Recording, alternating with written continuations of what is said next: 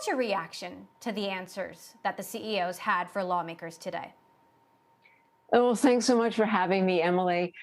Today was, in my view, a great day. And it had very little to do with what the CEOs had to say. This was not a day about the CEOs. This was a day about our people in Congress, and especially the folks on these two subcommittees, and how much they have learned and how deeply they have dug and how in their self-education, they have inoculated themselves from the perennial and inevitable gaslighting of the tech executives, which is, their form of rhetoric, their form of language. They have to misdirect, they have to omit key pieces of any given reality in order to even be able to save face, and of course to keep directing the public away from the really big bad things that they do. So the Congress folks were not having any of it. They were clear. They took this dialogue to a whole new level.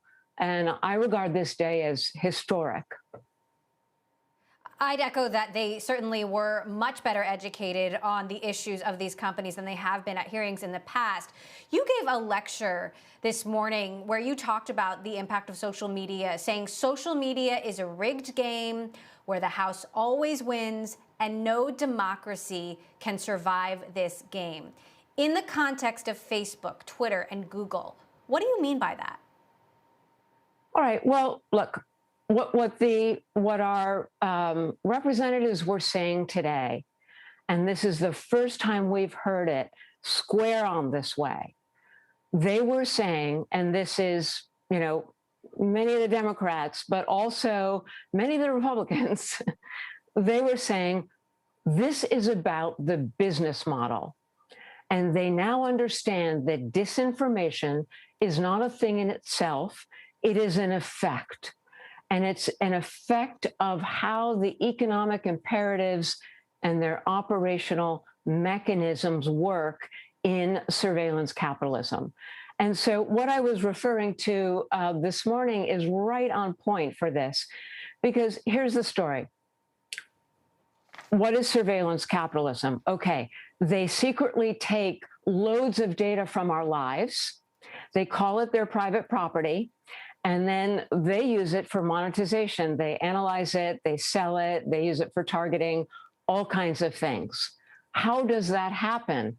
Well, the only way that they can really succeed in this game of really great targeting, really great prediction, all of those things that they're after, is they have to have a lot of our data, a lot of our data.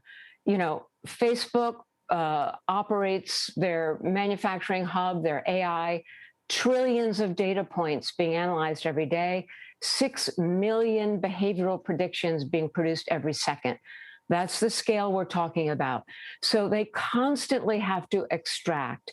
And the way they achieve that is by maximizing engagement. The more they can get us engaged, the more data they can take from us, the better their algorithms, the better their targeting, the better their predictions, the better their profits. That's how it works. So what I was saying this morning was, this is a rigged game, because this isn't about free speech. This isn't about some, free and fair competition of ideas. This is about Facebook and the other companies. Their algorithms are designed to maximize engagement, to maximize extraction. And in order to do that, it turns out that the most corrupt, the most inflammatory, the craziest content, that's what drives extraction.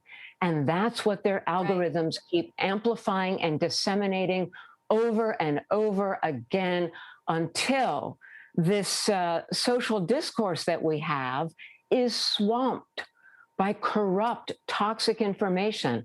And all the good stuff, instead of being in the middle where it would be in a normal social process, it's over on the margins, it's on the fringe. The good stuff is pushed out to the fringe where the crazy stuff is supposed to be. So we've got the reverse. And this is a diabolical process that is slowly tearing apart the fabric of society. And this, as I said, is a rigged game.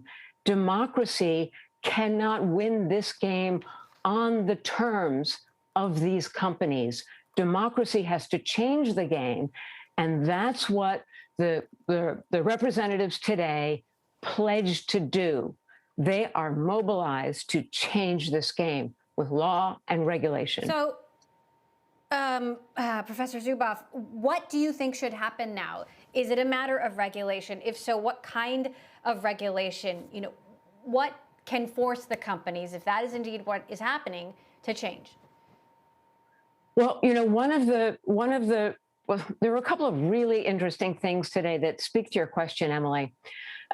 One, of course, was Congresswoman Anna Eshoo from California, who did something really, really important today. A lot of people are focused on content moderation.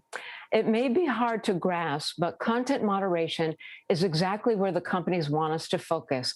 This is a downstream issue. It's an effect, not a cause. The companies don't want us to contest the fact that they're illegitimately extracting all of these data from our lives in the first place. They'd rather have us, dither around about the contract of what do we do with the data? Is it accessible? And are they going to pay us anything for it? And is it portable? All these kinds of things. What should be allowed in? What should have to stay out? As long as we focus downstream, we don't look upstream to where the real issues are. What Congressman Eshoo said today is she started out by saying content moderation is a symptom, not a cause. And what we need to do is ban surveillance advertising. This is her contribution. She wants to ban surveillance advertising. What this means is you can't have targeted advertising unless you first have all of these surveillance operations that are extracting the data from us in the first place, that allows them to develop these really fine-tuned targeting mechanisms that learn how to, shape our behavior and our attitudes and get us to do things that we wouldn't ordinarily do. So for the first time, she's on record going upstream, and that is a critical breakthrough.